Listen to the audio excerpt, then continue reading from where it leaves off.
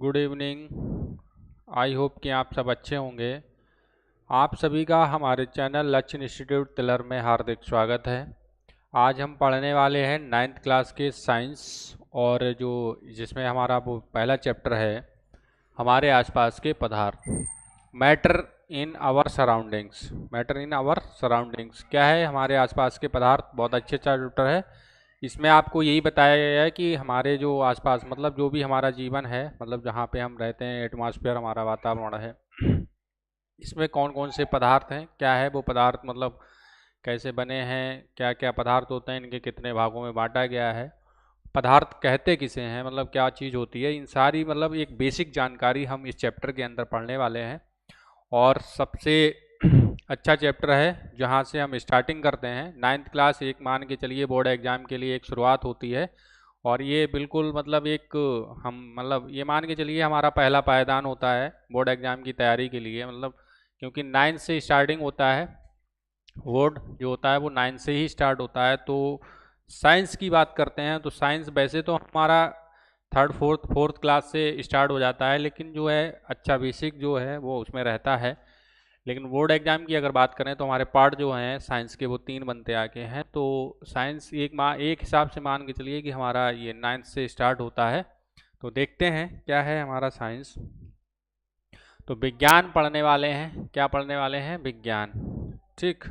और विज्ञान को सबको पता है कि हम क्या कहते हैं? साइंस कहते हैं। ठीक, विज्ञान को हम क्या कहते हैं? साइंस कहते हैं। और यहाँ से ठीक साइंस। अब साइंस होता क्या है, विज्ञान होता क्या है, ये तो हम मान लिया अगर देखा जाए तो 6, 7, 8 में भी पढ़ते हैं। मतलब विज्ञान है, विज्ञान हमने पढ़ा होता है, बच्चे पढ़े होते हैं। लेकिन कुछ बच्चों को क्या होता है कि वो जो बहुत अच्छे होते हैं पढ़ने में, उनको तो पता होता है, जो अपने आप से भी मेहनत करते हैं। बाकी क्या होता है कि बच्चे जो होते हैं बस पढ़ा, लेकिन 9th में आने के बाद उनको बहुत सारी चीज़ें जो होती हैं ज़रूरत पड़ती है, और कई जानकारी उनको रखनी पड़ती है। तो उसके लिए हम आपको बेसिक से बिल्कुल पढ़ा रहे हैं। और देखिए क्या होता है, लेके चलते हैं। तो देखिए साइंस होता क्या है मैं आपको बताऊं। साइंस मतलब विज्ञान जो है, वैसे अगर साइंस शब्द की उत्पत्ति की बात करें तो सेंटिया से इसकी उत्पत्ति हुई है। किससे हुई? सेंटिया से। ये कौन सी शब्द है? लैटिन भाषा का शब्द है। किसका शब्द है? लैटिन भाषा का शब्द है। और इसका जो अर्थ होता है, कहने की बात अगर हम करें तो अर्थ की बात करें तो अर्थ का मतलब होता है जानना। क्या मतलब होता है? जानना, या फिर हम कह सकते हैं ज्ञान कह सकते हैं। ठीक, नॉलेज कह सकते हैं। ठीक, नॉलेज कह सकते हैं। तो जानना यानी कि नॉलेज सिंटिया से हुई है। इसकी उत्पत्ति जो हुई वो सिंटिया से हुई है। ये लैटिन सिंटिया शब्द जो है वो लैटिन भाषा का है, और इसका अर्थ जो होता है या तो हम जानना कह सकते हैं या फिर ज्ञान कह सकते हैं। अगर हिंदी की हम बात करें तो हिंदी में जो विज्ञान है वो 2 शब्दों से मिलकर बना होता है, बी प्लस ज्ञान। किससे मिलकर बना होता है? बी प्लस ज्ञान। बी की अगर हम बात करें तो इस बी का मतलब होता है वस्तु। इस बी की मतलब क्या हो जाएगा? वस्तु हो जाएगा। और ज्ञान का मतलब वही है जानना। ठीक है, क्या होता है? जानना। अगर हम इस पूरे अर्थ की बात करें तो क्या हो जाएगा हमारा? वस्तु के बारे में जानना। वस्तु के बारे में जानना। ठीक, यानी कि हम एक सिंपल सी बात करें, वस्तु के बारे में जानना। ठीक है, वस्तु के बारे में जानने का मतलब ये हो गया है कि जैसे अगर हमारे हाथ में क्या है, ये मार्कर है, तो इस मार्कर में इस मार्कर के बारे में हम क्या जानते हैं? अभी तो हम फिलहाल यही जानते हैं कि इससे क्या होता है कि व्हाइट बोर्ड पर लिखा जाता है, लेकिन पूर्ण रूप से इसकी जानकारी हमको नहीं होती है। तो किसी भी पदार्थ के बारे में, यहाँ वस्तु के बारे में जानने का मतलब ये हो गया कि उस वस्तु के बारे में पूर्ण रूप से जानकारी। मतलब ये मार्कर जो बना है तो ये कैसे बना है, मतलब कौन कौन से इसमें पार्ट हैं, ठीक है, और किन किन पार्ट्स का कहाँ पे क्या चीज़ मतलब लगेगी, किस तरीके से इसका हम उपयोग करते हैं, मतलब इसको ओपन करते हैं, किस तरीके से इसको चलाया जाता है। अब ये मार्कर तो है, लेकिन हमको अभी तो हमको जानकारी है क्योंकि हम इसमें लिखते हैं, लगातार चला रहे हैं तो हमको पता है, ये हमने देख लिया है। लेकिन क्या करने हैं, कैसे उपयोग करते हैं? मान लिया इस तरफ से उपयोग करेंगे, इसको हमें कैप निकालना है, फिर इसको चलाना है, तो ऐसे करके इन सारी चीज़ों की जानकारी ही करना क्या कहलाता है? हमारा विज्ञान कहलाता है। और ये चीज़ें आपने बहुत छोटे लेवल से पढ़ी होंगी, मतलब बिल्कुल बेसिक से पढ़ी होंगी।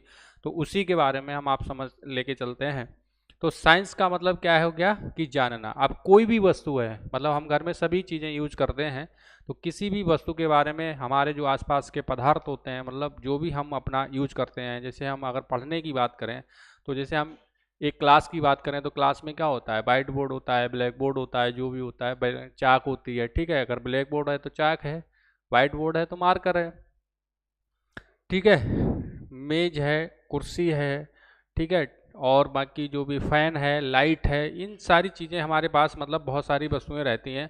तो इन सारी वस्तुओं के बारे में जानना ही हमारा क्या कहलाता है, विज्ञान कहलाता है। मतलब हम ये हिसाब से कह सकते हैं कि किसी वस्तु के बारे में पूर्ण रूप से जानकारी क्या है हमारी, पूर्ण रूप से जानकारी, यानी कि किसी के बारे में जानने की जो क्रिया है वो हमारा क्या कहलाता है, विज्ञान कहलाता है। और वही हमारा विज्ञान है। यानी कि हम यहाँ पे बी विज्ञान का मतलब हो गया वस्तु, और ज्ञान का मतलब होना जानना, यानी कि विज्ञान के बारे में जानना, यानी कि विज्ञान के बारे में हम जानते हैं किसी वस्तु के बारे में, किसी के बारे में, तो वही क्या कहलाता है, हमारा विज्ञान कहलाता है।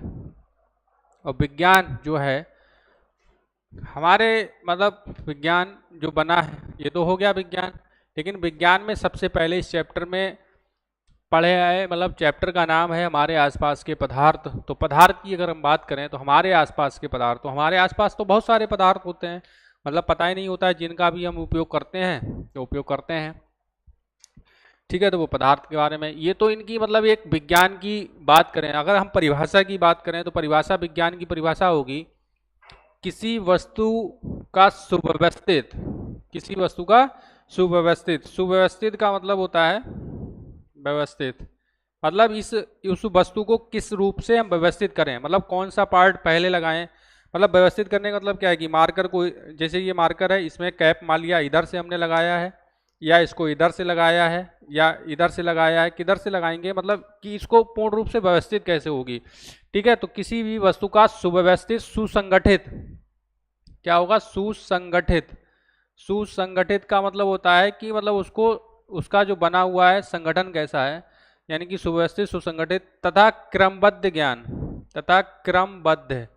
क्रमबद्ध का मतलब होता है, क्रमबद्ध का मतलब हो गया है कि उसके पार्ट्स जो होंगे उसके बारे में उनका क्रम क्या होगा, मतलब एक सीरियल वाइज जिसे मतलब ज्ञात कहते हैं।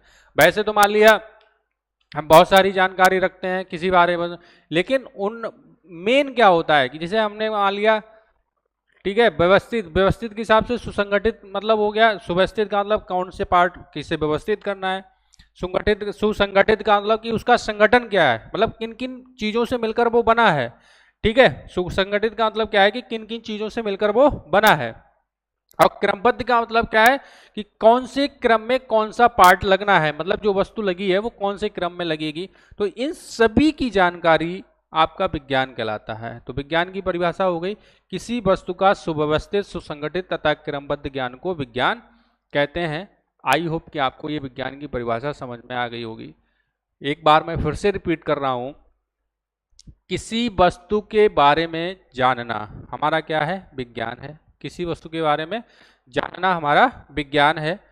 और परिभाषा की अगर हम बात करें तो किसी वस्तु का सुव्यवस्थित, सुसंगठित तथा क्रमबद्ध ज्ञान, सुव्यवस्थित, सुसंगठित तथा क्रमबद्ध ज्ञान विज्ञान कहलाता है। ठीक, आई होप कि आपको ये बात समझ में आ रही होगी। यानी कि किसी बारे में कोई भी वस्तु है वो कैसे व्यवस्थित की गई है, यानी कि कैसे बनी है, उसका संगठन क्या है, कौन कौन से पदार्थ उसमें मिले हैं, कौन कौन से पार्ट उसके लगे हैं, उन पार्ट का क्रम क्या है कि मतलब 1 नंबर पे कौन सा आएगा, 2 नंबर पे कौन सा आएगा और 3 नंबर पे कौन सा आएगा, उनका क्रम क्या है। तो वो सारी चीजें क्या है, जानकारी करना ही हमारा विज्ञान कहलाता है।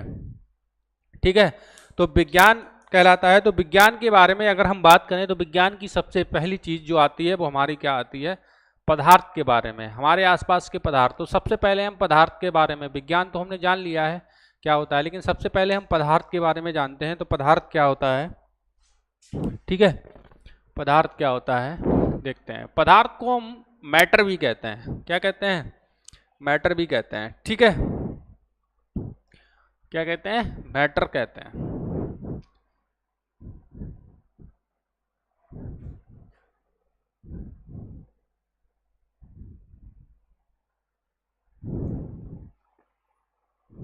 ठीक, क्या कहते हैं? मैटर।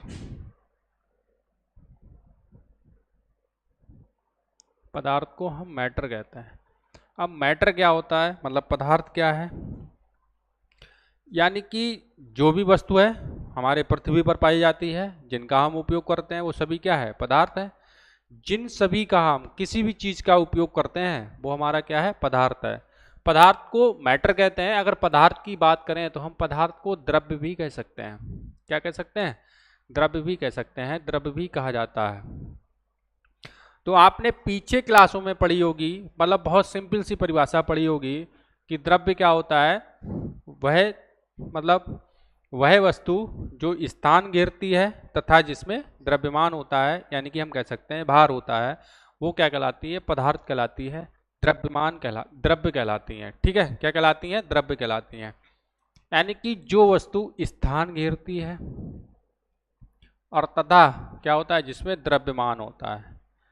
ठीक, स्थान का मतलब प्लेस, स्थान हो गया। ठीक, द्रव्यमान को हम क्या कहते हैं? मास कहते हैं। ठीक, तो जिसमें आपका स्थान घेरती हो और द्रव्यमान हो, क्या कहलाती है? आपकी द्रव्य कहलाती है, पदार्थ कहलाती है। ठीक, एक छोटी सी बात करें, हमारे हाथ में मान लिया ये पुस्तक है, इस पुस्तक की हम बात करते हैं। तो ये जो पुस्तक है, ठीक है, मान लिया ये पुस्तक है, तो पुस्तक जो है इसको अगर हम कहीं पे भी रखें, मतलब हम इस व्हाइट बोर्ड की बात करते हैं, मान लिया इस पे अगर हमने लगाई है ये, तो ये क्या कर रही है? अपने पुस्तक जो इसका आकार है उस आकार के बराबर में क्या है? स्थान घेर रही है। क्या घेर रही है? स्थान। इसको अगर हम यहाँ पे रखेंगे तो इसका जो साइज है उस साइज के बराबर, मतलब ये अपना आकार लेगी। ठीक, इसी प्रकार इसको, पुस्तक को अगर हमने कहीं दूसरी जगह पे रखा तो भी अपना ये स्थान घेरेगी। इसी पुस्तक में क्या है? वजन भी है, मतलब द्रव्यमान भी है, क्योंकि भार भी है, क्योंकि इसमें वजन होता है। तो इस यही क्या हो गई आपकी, ये जो पुस्तक हो गई वो क्या है? हमारी पदार्थ हो गई, यानी कि द्रव्य हो गई। क्या हो गई? द्रव्य हो गई। सीधी सी एक परिभाषा हम बताते हैं कि यानी कि जिस वह वस्तु जिसमें द्रव्यमान होता है, जो स्थान घेरती है, जिसमें द्रव्यमान होता है और जिनका अनुभव हम अपनी ज्ञानेंद्रियों के द्वारा कर सकते हैं। हम अपनी ज्ञानेंद्रियों के द्वारा करने का मतलब, जैसे हमारी ज्ञानेंद्रियां क्या उनसे होती हैं? आंख, नाक, कान, यही तो है हमारी ज्ञानेंद्रियां। तो इन ज्ञानेंद्रियों के द्वारा जिनका अनुभव हम कर सकते हैं, अनुभव करने का मतलब क्या है? कि हम प्रतीक कर सकते हैं, तो उन्हीं को हम कहते हैं, उन्हीं को हम क्या कहते हैं? पदार्थ कहते हैं, द्रव्य कहते हैं। क्या कहते हैं? द्रव्य कहते हैं।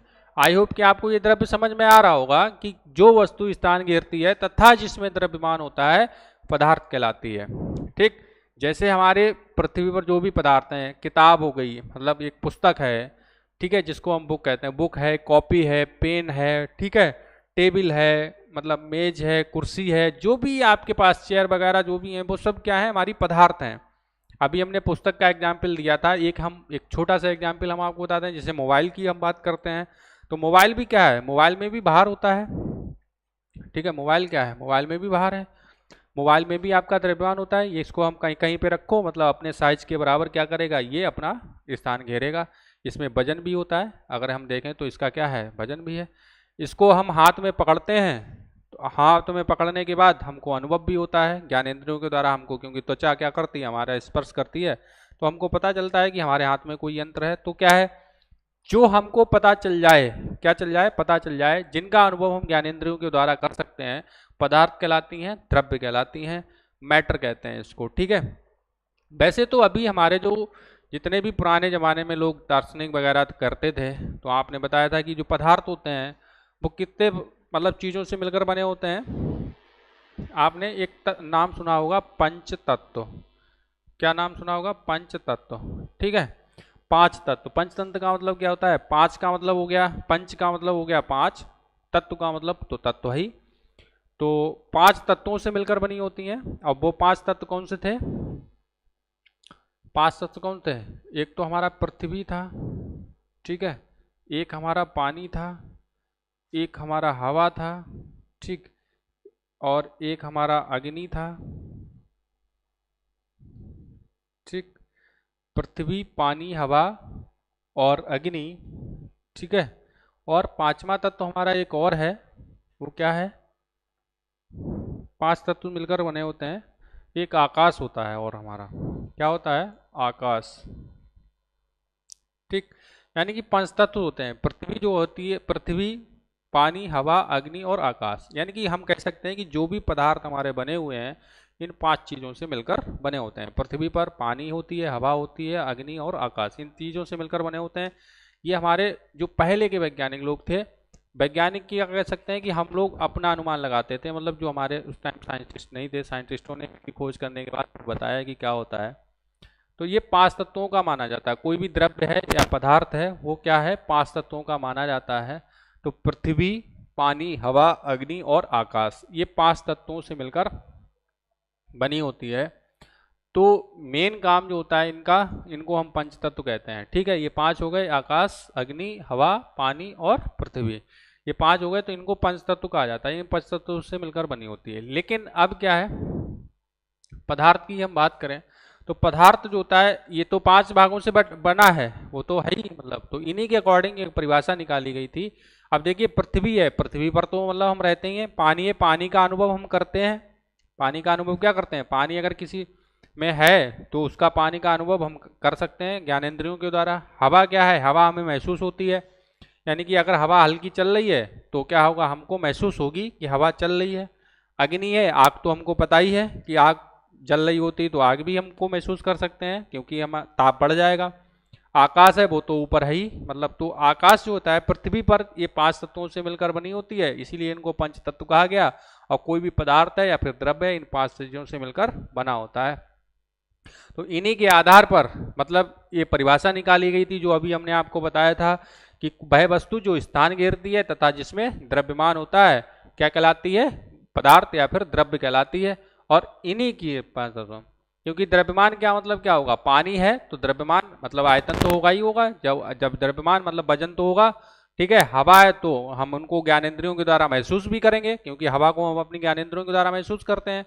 स्थान घेरने का मतलब क्या है कि जब आयतन है तो वो स्थान घेरेंगी। जैसे हमने कहा दिया ये मार्कर हमने अगर यहाँ पे रखा है तो ये अपने मार्कर जो है इसके साइज की जगह होगी तभी हम इसको रख पाएंगे, तो यानी कि ये स्थान भी घेरती है। तो पदार्थ जो होता है समझ में आ गया कि यानी कि वह वस्तु जो स्थान घेरती है तथा जिसमें द्रव्यमान होता है पदार्थ कहलाती हैं। ठीक है, आज की हम बात करते हैं कि पदार्थ को अगर हम बांटें तो कितने भागों में बांटा जा सकता है, क्लासिफिकेशन इसका हम पढ़ेंगे। ठीक है, क्लासिफिकेशन पढ़ते हैं। तो पदार्थ जो होता है इसको 2 भागों में मतलब 2 प्रकार से इसको वर्गीकृत किया जाता है, कि 2 प्रकार से इसको हम वर्गीकृत करते हैं। किस हिसाब से करते हैं वो भी हम आपको बताते हैं।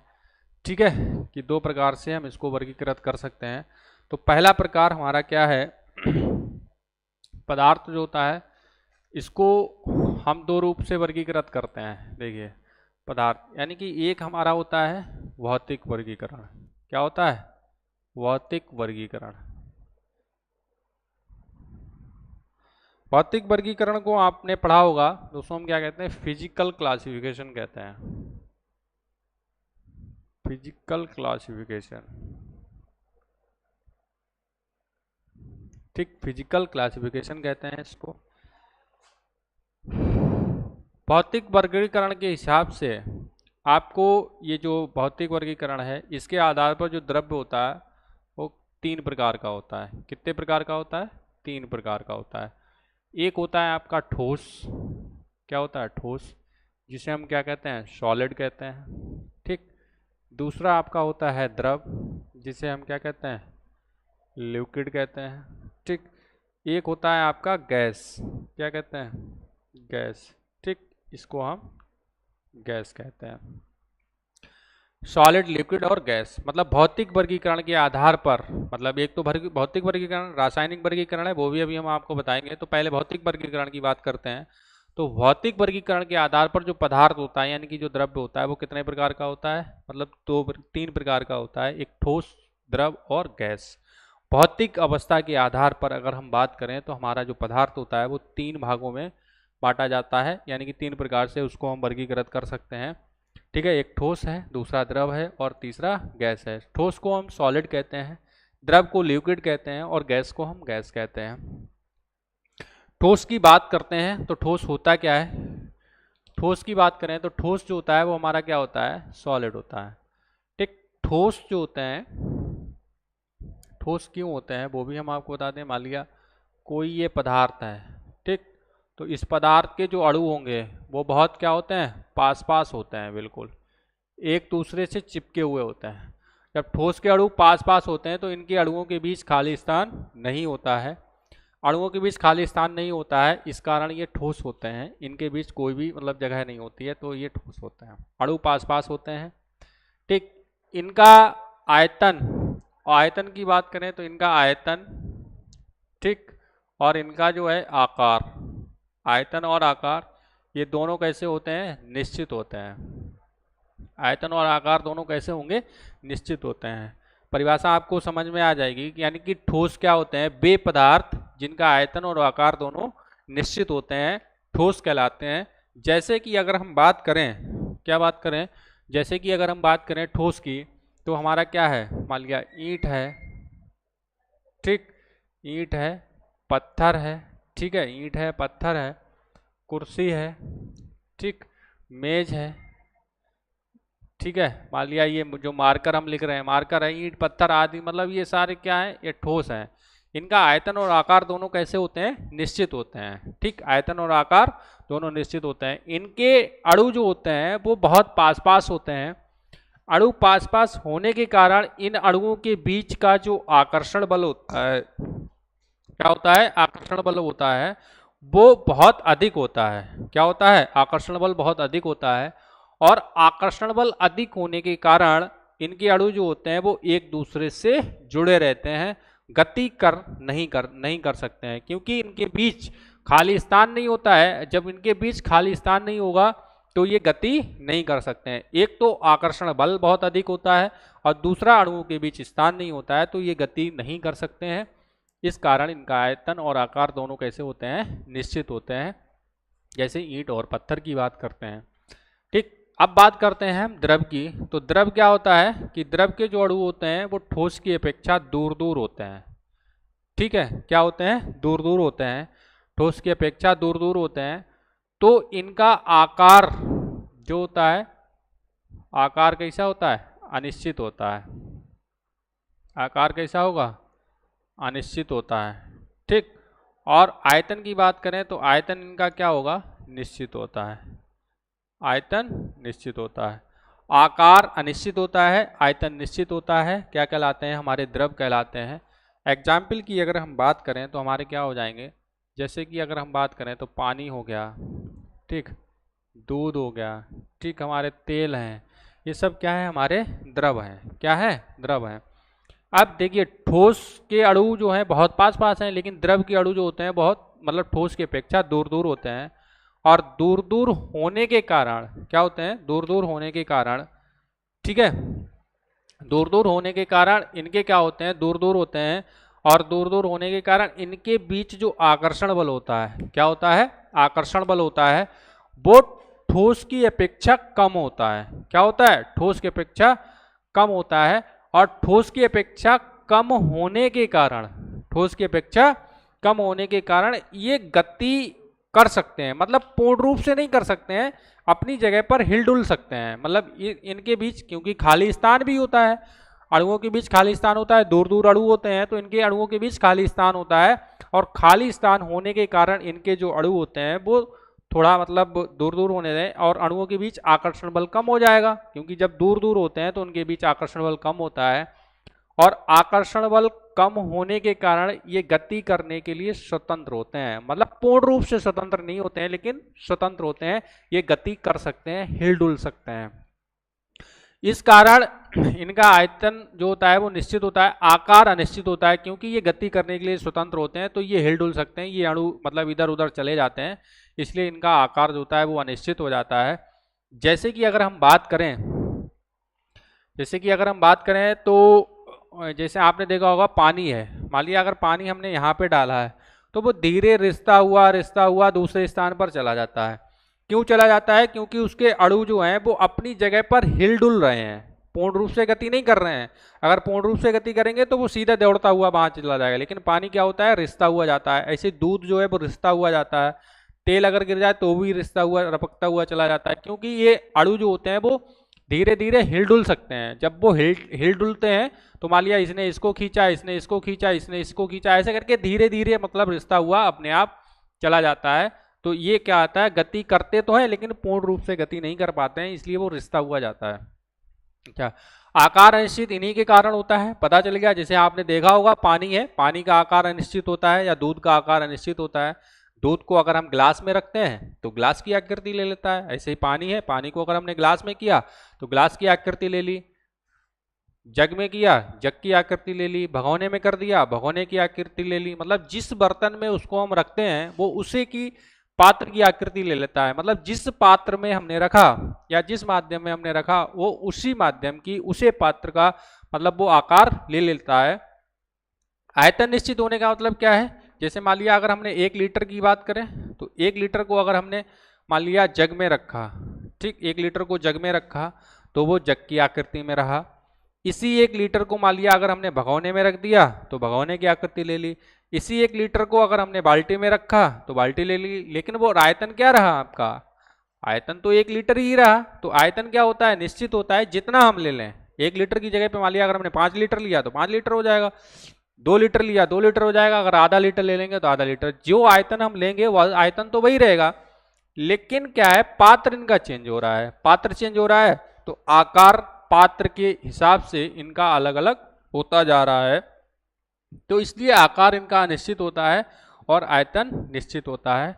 ये बात ध्यान रखिएगा। इनके अणु जो होते हैं वो ठोस की अपेक्षा दूर दूर होते हैं, तो इसलिए ये गति करने के लिए स्वतंत्र होते हैं, लेकिन पूर्ण रूप से स्वतंत्र नहीं होते हैं। ठीक है, गैस की हम बात करते हैं तो गैस क्या होता है, गैस की हम बात करते हैं तो गैस क्या है हमारा, आपने देखा होगा कि गैस जो है, गैस के अणु वो बहुत दूर दूर होते हैं। क्या होते हैं, बहुत दूर दूर होते हैं। ठीक, यानी कि द्रव से भी दूर दूर होते हैं। और जब द्रव दूर से होते हैं तो ये गति करने के लिए पूर्ण रूप से स्वतंत्र होते हैं। इनके बीच मतलब अणुओं के बीच जो होता है वो आकर्षण बल की अगर हम बात करें तो जो आकर्षण बल होता है वो बहुत ना के बराबर होता है। किसके बराबर होता है, ना के बराबर होता है। उसमें मतलब नगण्य मान लेते हैं, मतलब ये या हम कह सकते हैं नहीं होता है। आकर्षण बल या तो बहुत कम होता है और बहुत कम होता है या फिर नहीं होता है, मतलब ऐसे आप कह सकते हैं, क्योंकि इनके अणु जो होते हैं वो द्रव की अपेक्षा बहुत बहुत दूर होते हैं। मतलब ठीक है, बहुत दूर दूर होने के कारण इनके बीच आकर्षण बल नहीं होता है और ये गति करने के लिए पूर्ण रूप से स्वतंत्र होते हैं। कैसे होते हैं, पूर्ण रूप से स्वतंत्र होते हैं। इनका आकार, क्या बात करें, इनका आकार और इनका आयतन, इनका आकार और इनका आयतन, ये दोनों क्या होते हैं, अनिश्चित होते हैं। क्या होते हैं, अनिश्चित होते हैं। ठीक, क्या होते हैं, अनिश्चित होते हैं। जब आयतन और आकार इनका दोनों अनिश्चित होंगे तो उसे हम क्या कहते हैं, गैस कहते हैं। जैसे कि अगर हम बात करें तो बात करते हैं, जैसे हमारा क्या है, O2 हो गया, ऑक्सीजन हो गया, हाइड्रोजन हो गया, ठीक है, CO2 कार्बन डाइऑक्साइड हो गई, ठीक है, नाइट्रोजन N2 हो गया, यानी कि जो भी हैं हमारे, मतलब ये सभी क्या हैं, गैसें हैं। अब जैसे हम एक रूम की बात करते हैं, मान लिया ये हमारा कमरा है, तो कमरे में क्या है, आपने कमरे की बात छोड़ो, आपने घर पे देखा होगा, किचन की बात करते हैं। मान लिया किचन में सिलेंडर रखा होता है, LPG गैस होती है, सिलेंडर रखा होता है। अगर वो हल्की सी लीकेज हो जाती है, क्या हो जाती है, हल्की सी लीकेज होती है, कहीं से गैस खुली रह जाए, मतलब गैस होती है, कभी कभी ऐसा होता है खाना बनाते बनाते भूल जाते हैं और गैस खुली रह जाती है। तो जब गैस खुली रह जाती है तो आपने देखा होगा पूरी किचन में, मतलब पूरा कमरा जो होता है उस पूरे किचन में उस LPG की गंध जो होती है वो आने लगती है। अगर कमरे में होते हैं, मतलब कमरे में आते हैं, अगर वो बंद नहीं करते हैं तो पता लगे जब ज़्यादा देर हो जाती है तो पूरे मकान में वो गंध आने लगती है। तो उस गंध आने का मतलब क्या है कि जो सिलेंडर से निकली हुई गैस थी वो पूरे उसमें फैल गई, मतलब पूरे मकान में फैल जाती है। तो पूरे मकान में फैल जाती है तो उसका आकार क्या हो गया, अनिश्चित हो गया। पहले वो सिलेंडर में थी और बाद में पूरे कमरे में हो गई, कमरे से वो पूरे मकान में हो गई, तो आकार क्या था, अनिश्चित हो गया। मतलब आकार तो अनिश्चित है ही, क्योंकि पहले वो जरा से सिलेंडर में थी, फिर वो किचन में भी, मतलब किचन वाले कमरे में भी, किचन से वो पूरे मकान में फैल गई। तो इसका मतलब क्या हो गया कि आकार उसका अनिश्चित हो गया। आयतन अनिश्चित होने का मतलब क्या है कि जरा सी गैस होती है, मतलब सिलेंडर में भरी वो गैस, तो सिलेंडर में तो LPG है, वो तो निकली सिलेंडर से बाहर निकलते ही, जैसे मान लिया किचन में आई, किचन में मतलब सिलेंडर से बाहर निकली, लीकेज हो गई।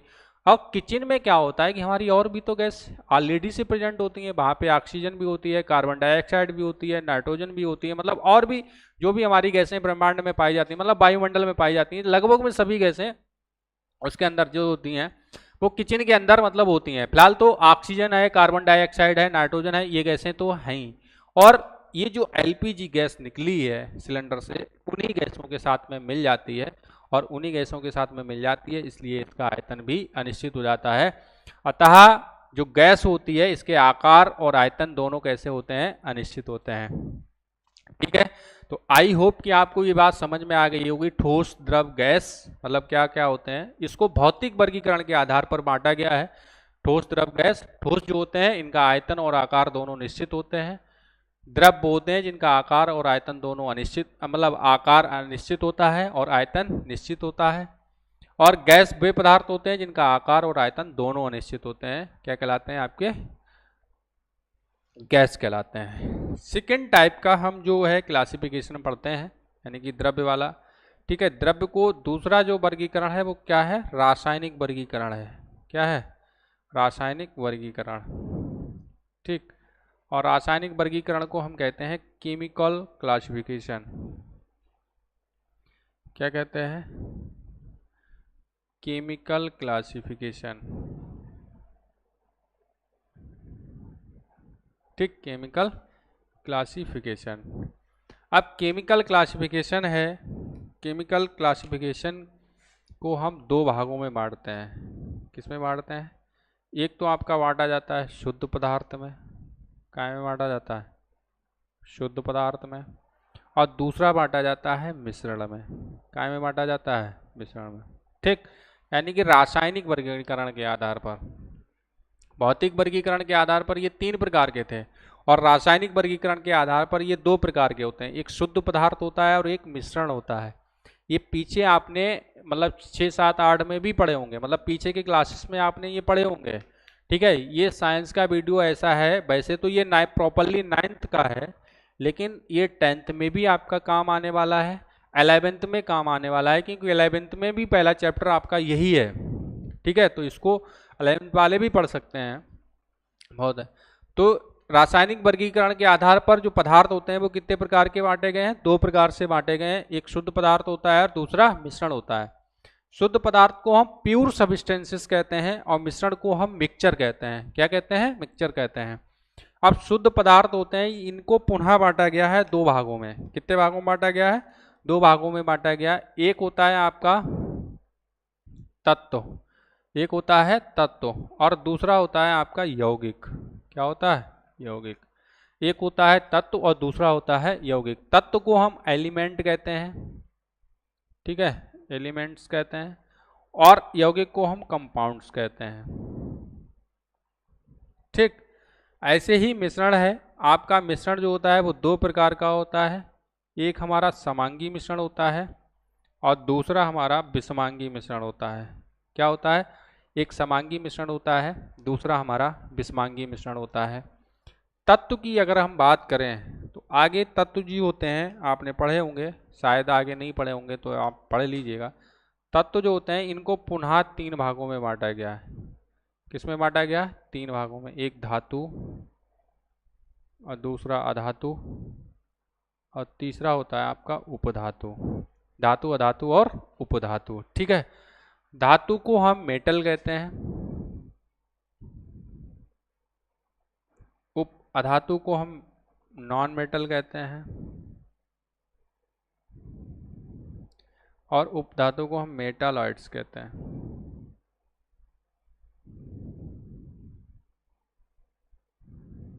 मेटालॉइड्स कहते हैं। ठीक है, ऐसे ही अगर आप बात करें यौगिक की, तो यौगिक भी आपके 2 प्रकार के होते हैं। एक अकार्बनिक यौगिक होता है,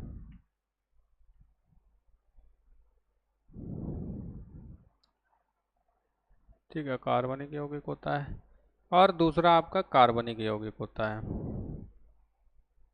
एक अकार्बनिक यौगिक और दूसरा कार्बनिक यौगिक। समांगी मिश्रण और विषमांगी मिश्रण, ये तो आपके 2 ही हो गई। ठीक है, तो ये रहा मतलब रासायनिक वर्गीकरण। रासायनिक वर्गीकरण में क्या होता है, तत्व, शुद्ध पदार्थ की बात करते हैं और मिश्रण की बात करते हैं। तो शुद्ध पदार्थ तो आपको पता ही है, जिनमें कोई दूसरा पदार्थ ना मिला हो, यानी कि हम कह सकते हैं कि जिनमें केवल और केवल एक पदार्थ के मतलब एक प्रकार के गुण उपस्थित हों, उन्हें हम क्या कहेंगे, शुद्ध पदार्थ। और जिनमें एक मतलब दो या दो से अधिक पदार्थ मिल जाएं, वो क्या हो जाएंगे आपके मिश्रण हो जाएंगे। ठीक है, जिनमें दो या दो से अधिक पदार्थ मिल जाएंगे तो क्या बन जाएंगे, मिश्रण बन जाएंगे। शुद्ध पदार्थ जो होते हैं वो आपके दो प्रकार के होते हैं। कितने प्रकार के होते हैं, दो प्रकार के होते हैं। एक तत्व होता है, दूसरा आपका यौगिक होता है। तत्व की हम बात करते हैं किसी भी पदार्थ का वह छोटे से छोटा गुण, किसी भी पदार्थ का वह छोटे से छोटा कण जो होता है जिसमें उस तत्व के सभी गुण विद्यमान होते हैं, जिसमें उस मतलब पदार्थ के सभी गुण विद्यमान होते हैं, वो क्या कहलाता है, हमारा तत्व कहलाता है। और तत्व जो होते हैं वो हमारे तीन प्रकार के होते हैं, धातु, अधातु और उपधातु। आगे पढ़ेंगे, हम आपको बताएंगे। ठीक है, ये आगे आपको चैप्टर भी शायद मिल जाएगा पढ़ने के लिए। तो तत्व जो होते हैं वो हमारे तीन प्रकार के होते हैं, धातु, अधातु और उपधातु। ठीक, और इसके बाद आते हैं यौगिक। यौगिक की बात करते हैं कि जब दो या दो से अधिक शुद्ध पदार्थ मिलते हैं, और वो भी एक कैसे अनुपात में, निश्चित अनुपात में मिले होंगे। जैसे मिश्रण की बात करते हैं तो मिश्रण में भी दो या दो से अधिक पदार्थ मिले होते हैं, लेकिन उनका कोई निश्चित अनुपात नहीं होता है, वो एक अनिश्चित अनुपात में मिले होते हैं, तो उनको हम कहते हैं मिश्रण। ठीक, जैसे अगर हम बात करें पानी में, आपने देखा होगा बालू को मिला दिया जाए या रेत को मिला देते हैं तो वो क्या बन जाता है, मिश्रण बन जाता है। ठीक है, तो वो मिश्रण होता है। यौगिक में क्या है कि जैसे यौगिक की हम बात करें तो यौगिक हमारा क्या हो जाएगा, जल की बात करते हैं। एच मतलब जल का सूत्र हमारा क्या होता है, H2O होता है। ठीक है, तो जल का H2O होता है, तो इसमें क्या है, एक तो हाइड्रोजन है और एक ऑक्सीजन है। तो इनके अगर अनुपात की बात करें तो हाइड्रोजन का एक होता है, अब यहाँ पे दो है तो दो हो जाएगा। ठीक है, ऑक्सीजन का 16 होता है, तो दो एकम दो, दो अट्ठे 16, यानी कि इनका जो अनुपात होता है वो 1:8 जो होता है। हाइड्रोजन और ऑक्सीजन, जल में हाइड्रोजन और ऑक्सीजन का अनुपात होता है 1:8 होता है। अब ये निश्चित होता है, तो जब निश्चित अनुपात में मिले होते हैं जल का, चाहे वो आप कोई सा जल ले लीजिए, उसमें हाइड्रोजन और ऑक्सीजन का जो अनुपात रहेगा वो 1:8 रहता है। तो उसी निश्चित अनुपात को हम कहते हैं यौगिक। क्या कहते हैं, यौगिक कहते हैं। यौगिक आपके दो प्रकार के होते हैं, एक कार्बनिक यौगिक होता है, अकार्बनिक यौगिक होता है, दूसरा कार्बनिक यौगिक होता है। अकार्बनिक यौगिक का मतलब होता है कि जिसमें कार्बन और कार्बन को छोड़कर, अकार्बनिक यौगिक का मतलब क्या हो जाएगा, कार्बन और कार्बन के यौगिकों को छोड़कर शेष जितने भी तत्व होते हैं उन सभी का जो होते हैं वो क्या होंगे, आपके अकार्बनिक यौगिक होंगे। जैसे अभी हमने जल का एग्जाम्पल दिया था, जल है आपका, अमोनिया है, ठीक है, अमोनियम हाइड्रोक्साइड है, ये सब क्या है, आपके अकार्बनिक यौगिक हैं। कैसे हैं, अकार्बनिक यौगिक हैं, क्योंकि इनमें कार्बन आर्बन नहीं है। ठीक, कार्बनिक यौगिक क्या होते हैं कि जिनमें कार्बन और कार्बन के यौगिकों का अध्ययन किया जाता है, कार्बन किया जाता है, कार्बन के यौगिकों जैसे कार्बन डाइऑक्साइड हो गया, कैल्शियम कार्बोनेट हो गया। ठीक, ऐसे करके जिनमें कार्बन पाया जाए या जिनमें कार्बन पाया जाता है कार्बनिक यौगिक कहलाते हैं। तो इन सभी का अध्ययन करना हमारा ऑर्गेनिक केमिस्ट्री में किया जाता है, और इन यौगिकों को ही हम कार्बनिक यौगिक कहते हैं। ये यौगिक हैं, इनमें कार्बन नहीं है, कार्बन के यौगिक नहीं है, तो इनको हम अकार्बनिक यौगिक कहते हैं। मिश्रण की बात करते हैं तो मिश्रण जो होता है वो हमारा दो प्रकार का होता है, एक समांगी मिश्रण होता है और एक विषमांगी मिश्रण होता है। समांगी मिश्रण आपने पढ़ा होगा, क्या होते हैं कि वे मिश्रण जिनमें अवयवी तत्वों को नहीं देखा जा सकता है। जैसे आपने देखा होगा मिश्रण में, मान लिया चीनी को हम पानी में घोल देते हैं, चीनी को पानी में घोल देते हैं तो चीनी क्या होती है, विलेय हो जाती है, मतलब घुल जाती है, चीनी हमको दिखाई नहीं देती है। अब जो चीनी हमको दिखाई नहीं देती है तो वो क्या होती है, आपकी समांगी मिश्रण हो गई। ठीक, घुलने के बाद मिश्रण तो है क्योंकि चीनी उसमें मिली है, अब चीनी मिली है इसलिए वो मिश्रण है, लेकिन वो कैसा है, समांगी मिश्रण है, क्योंकि उसमें चीनी घुलने के बाद हमको दिखाई नहीं देती है, यानी कि उसके अवयवी तत्वों को हम नहीं देख सकते हैं। विषमांगी मिश्रण में क्या होता है कि उसके अवयवी तत्वों को देखा जा सकता है। ठीक है, उसके अवयवी तत्वों को देखा जा सकता है, तो वो आपका विषमांगी मिश्रण हो जाएगा। जैसे कि अगर हमने बालू में, पानी में बालू को घोल दिया जाए, तो पानी में बालू को हम कितना भी घोलें, मान लिया आपने देखा होगा कि पानी जो होता है, पानी में अगर बालू आ जाती है, जैसे हम कोई बाई चांस हैंड पंप से पानी को निकालते हैं तो उसमें अगर बालू के कण आ जाते हैं तो हमको दूर से दिखाई दे जाते हैं। और वैसे भी अगर हम बालू को कितना भी घोलें, मतलब पानी में कितना हिलाओ, कितना भी हिलाओ, हिलाते रहो, लेकिन वो कभी घुलेगी नहीं, वो हमेशा आपको दिखाई देगी, तो वो क्या हो जाएगा, आपका विषमांगी मिश्रण हो जाएगा। आई होप कि आपको ये समझ में आ गया। समांगी मिश्रण जैसे चीनी को पानी में घोल दिया जाए, समांगी मिश्रण। बिस्मांगी मिश्रण यानी कि पानी में बालू को घोल दिया जाए तो बिस्मांगी मिश्रण। आई होप कि आपको ये क्लासिफिकेशन समझ में आ गया होगा। इसके आगे का जो है हम आपको नेक्स्ट क्लास में बताते हैं। आज के लिए इतना। राम राम, धन्यवाद।